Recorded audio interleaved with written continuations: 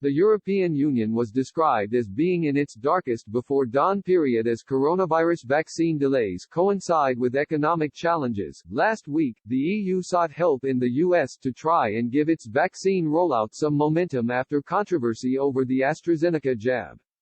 The Anglo-Swedish company slashed the amount of doses it would deliver to the EU earlier this year, leading to a tense political row.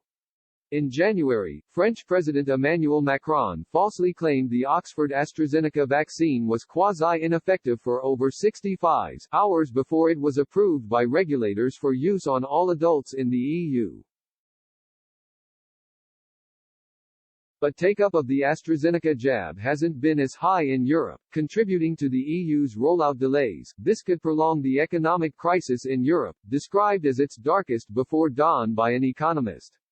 The eurozone economy is almost certainly in a double-dip recession as COVID-19 lockdowns continue to hammer the services industry, but hopes for a wider vaccine rollout has driven optimism to a 3-year peak, a survey showed last week.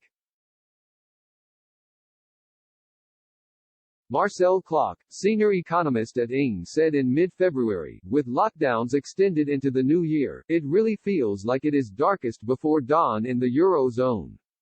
In the first quarter, GDP is all but certain to contract again, and the question is now by how much.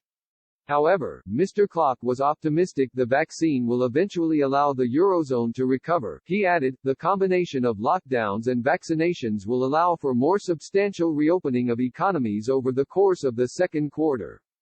This will then also mark the start of the recovery of the eurozone economy. Businesses on the ground also appear to be feeling the effects of the crisis. Otto Linder, chief executive of family-owned Lindner Hotels AG, told the Wall Street Journal, the second lockdown is much more brutal than the first. It's getting desperate. Jessica Hines at Capital Economics said last week that the eurozone economy will contract in the first quarter of 2021, and the vaccine struggles will delay any economic growth to the third quarter. She said, the slow vaccine rollout and rising case numbers in France and Italy means that the lifting of restrictions is likely to be delayed, pushing much of the vaccine-related bounce in activity into Q3.